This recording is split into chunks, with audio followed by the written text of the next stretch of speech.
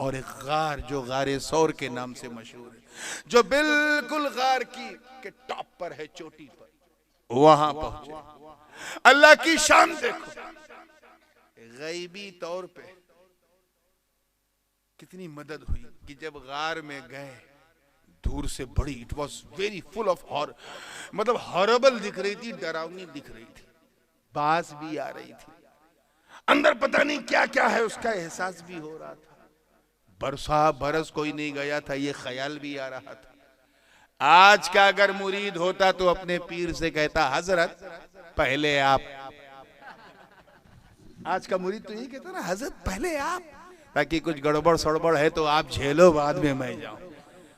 लेकिन मुरीद जब अपने पीर की मुराद बन जाता है, मुराद बन जाता है, तो पहले पीर को नहीं भेजता, वो कहता हुजूर आप रुकिए, पहले आपका खादिम अंदर जाएगा, देखो तो सही ये गार आपके लायक है कि नहीं।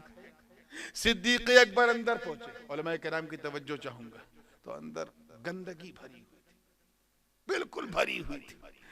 बकर चिड़ियों की मेंगनियां भी थी, बीटे भी थी, कबूतरी के अंडे भी थे, झाड़ भी थे, मकड़ी के जाले भी थे, सुराख भी थे। कैसे क्या करे, तो जो अमामा सर पे बांधा था उसको उतारा और उसी को झाड़ू बनाया और पूरे गार को साफ कर दिया, सारी मेंगनियों को साफ कर दिया, सारे सुराखों को साफ कर दिया, सारे बीटें, सारी गंदगियां, सारे जालों को साफ कर दिया। जब साफ किया तो जो छेद थे, होल्स, सुराख, वो नजर आने लगे। दिल में ख्याल आया कि पता नहीं किस सुराख में कैसा मूजी जानवर हो, क्या करूं, कैसे करूं। तो फिर उसी कपड़े को फाड़ फाड़ कर उन सुराखों को भर दिया, ताकि कोई जानवर मेरे मुस्तफा के रुखे वद्दुहा को नुकसान न पहुंचा पाए। सारे छेद भर गए, एक छेद बाकी था, कपड़ा खत्म हो चुका था, तो मेरे अबू बकर ने उस पे अपना पांव रख दिया, पांव रख दिया और अंदर बैठे बैठे कहा, हुजूर आ जाइए, सरकार आ जाइए, ये गार आपके लायक हो गया, आपके लायक हो गया।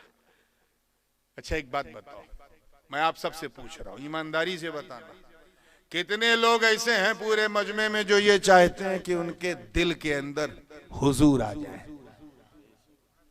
सिर्फ 8-10 लोग। तो उठाने में मतलब हमारे यहाँ तो यूपी में लोग उठाए हुए हैं तो पूरी गवर्नमेंट हिली हुई है, गुजरात बदनाम हो चुका है।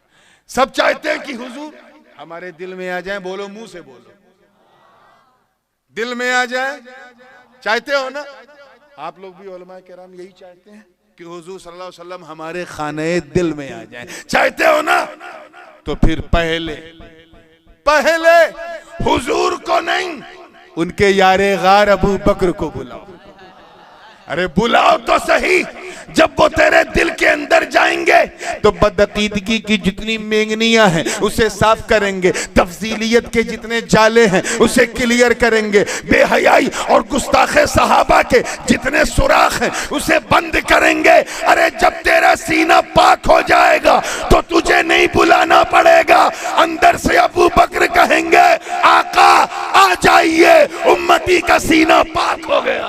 नारे तकबीर, नारे रिसालत, अज़मते मुस्तफा, नारे तकबीर। उम्मती का सीना पाक हो गया। आप जरा सोचें, एक मामूली गार की बात है, मामूली गार, वो तो गैर मामूली तब हुआ जब हुजूर अंदर गए। पहले क्या था? It was just like ordinary cave, एक मामूली गार है, मगर मेरा नबी अबू बकर के बगैर नहीं गया। इज़ हुमा फिल गार, दोनों गार में है। इज़ यक़ूलु लिसाहिबी, दोनों गार में। जब नबी ने अपने सहाबी से कहा, घबरा मत, सिर्फ हम दो नहीं, अल्लाह भी हमारे साथ है। जरा इन जाहिलों से कहो जो नबी को बाईपास करके खुदा तक जाते हैं, इनसे कहो जरा देख, एक मामूली गार में और उनसे भी कहो जो सिद्दीक अकबर, फारूक आजम और उस्मान ज़िन्नूरैन को बाईपास करके मौला अली को डायरेक्ट पहुंचाते हैं नबी तक, उनसे भी कहना, शान से कहना, पूरी जान से कहना कि जब, अल्लाह करे समझ में आ जाए, जब एक मामूली गार में मेरा नबी अबू बकर के बगैर नहीं जाता तो किसी मोमिन के दिल में अबू बकर के बगैर कैसे जाएंगे। अंदर गए हुजूर, दोनों गार में कुदरती तौर पे अल्लाह ने उसी वक्त गार के दहाने पे एक बबूल का पेड़, अल्लाह जाने वो जन्नत से पेड़ आया कहां से आया, वहां उग गया। मकड़ियां आई, उन्होंने पटापट पटापट जाले डाल दिया। और ये बात क्लियर है कि अगर दरवाजे पे मकड़ी का जाला फ्रंट पे हो तो आप समझ जाएंगे अंदर कोई नहीं है, अंदर होता तो जाला टूटा होता। पीछे काफिर है, बबूल का दरख्त आ गया, मकड़ी के जाले हैं और जालों और बिल्कुल दहाने पे एक कबूतर कबूतरी आए और ऐसा है कि कबूतरी ने 2 अंडे दे दिए वहां। यानी बिल्कुल ये यकीन दिलाया जा रहा है कि यहां कोई नहीं आया। बेवकूफ हैं जो ये कहते हैं कि नबी वहां अकेले थे। वहां अल्लाह ने अपने फरिश्तों को भेजा, बिजनूदिन लम तरौहा, ऐसी सेना को भेजा जिसे कोई नहीं देख सकता। उस सेना ने ऐसा, वही सेना जो बद्र में उतरी थी, वही फरिश्तों की कौम सेना जो अहद में, हुनैन में जो उतरी थी, वही जो हिफाजत मक्का में उतरी थी, वही सेना उस वक्त गारे सौर में उतरी हुई है। दरख्त लग गए, झाड़ लग गए, अंडे हो गए, जाल पड़ गए, काफिर ऊपर घूम रहे हैं, उनके कदमों की आहट गार तक महसूस हो रही। हदीस में आया है कि सिद्दीक अकबर ने ऊपर ऐसे करके देखा और फरमाया, ऐ नबी, तवज्जो, आप पर मेरे माँ बाप कुर्बान, मुझे अपनी नहीं आका, सिर्फ आपकी फिक्र है। मैं देख रहा हूं कि अगर ये जितने काफिर हमारा पीछा कर रहे हैं, अगर ये अपने जूतों की तरफ, चप्पल की तरफ, पाँव की तरफ झुके और देखें तो वो हम दोनों को देख लेंगे, देख लेंगे। का घबरा मत, वो उनको अल्लाह ये तौफीक ही नहीं देगा कि वो नीचे देखें, और अगर नीचे सर झुकाएंगे तो आंखों से खाएंगे, अंधे हो जाएंगे। क्यों? क्योंकि हम अकेले नहीं, इन्नल्लाह माअना, इन्नल्लाह माअना, अल्लाह हमारे साथ। अंदर अबू बकर सिद्दीक है, सरकार है। 1-2 दिन नहीं 3 दिन गुजर गए उसी गार में। आखिर एक सांप कब तक सब्र करता। इत्तेफाक देखो, जिस होल पर, जिस सुराख पर अबू बकर का पांव था, उसी के अंदर एक काला काला कोबरा बैठा था। मेरा दिल कहता है कि वो तो रुखे वद्दोहा की तिलावत के लिए बैठा था। उसे ये नहीं पता था कि वो जितना बड़ा आशिक है, उससे बड़ा आशिक उस पर पांव रख देगा।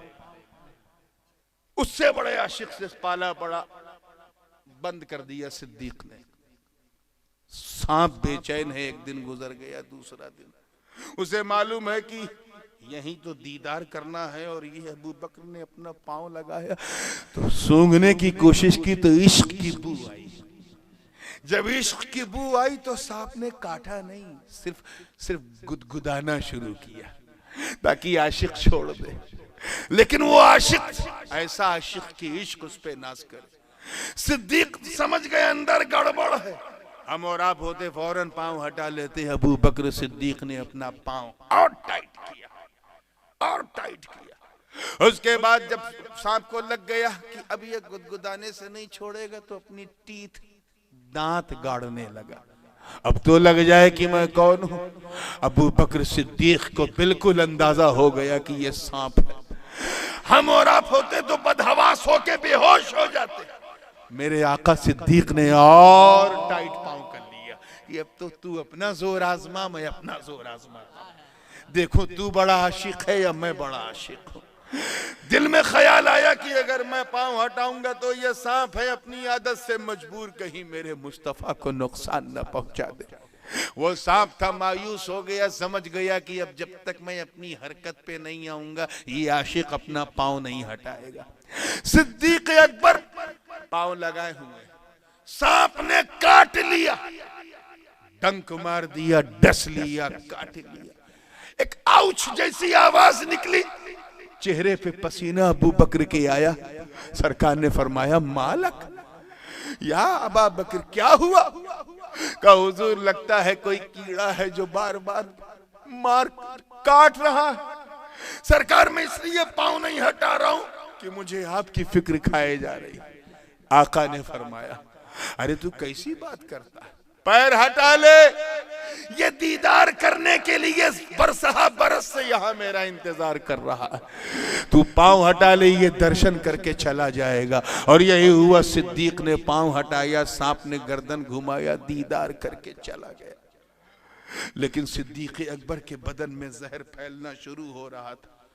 मेरे नबी ने अपना लुआबे दहन ज़बाने पाक से निकाला और अबू बकर के जख्म पे ऐसा लगाया जैसे कुछ हुआ ही नहीं, और ये कहा अबू बकर घबरा मत, तेरे तुझ पर सांप के जहर का भी असर नहीं होगा, क्योंकि इन्नल्लाह माअना, इन्नल्लाह माअना, अल्लाह हमारे साथ है। फअंज़लल्लाहु सकीनतहु अलैहि व अय्यदहु बिजुनूदिन लम तरौहा, फिर अल्लाह ने ऐसा सुकून, ऐसा सकीना कल्बे अबू बकर पे उतारा कि वो सकीना है सामने उनके रूबरू मदीना।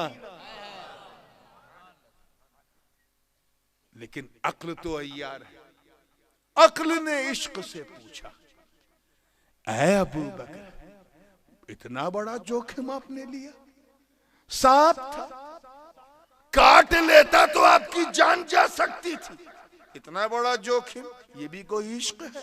तो इश्क अबू बकर ने जवाब दिया, तू मेरी बात करता, मेरी जान की इज्जत रब्बे काबा की कसम, जिसके कब्जे में अबू कुहाफा के बेटे की जान, अरे तू जान की क्या बात करता है? मैं मुस्तफा को अपनी जान से ज्यादा प्यार करता हूं, वो मेरी जान से ज्यादा कीमती है।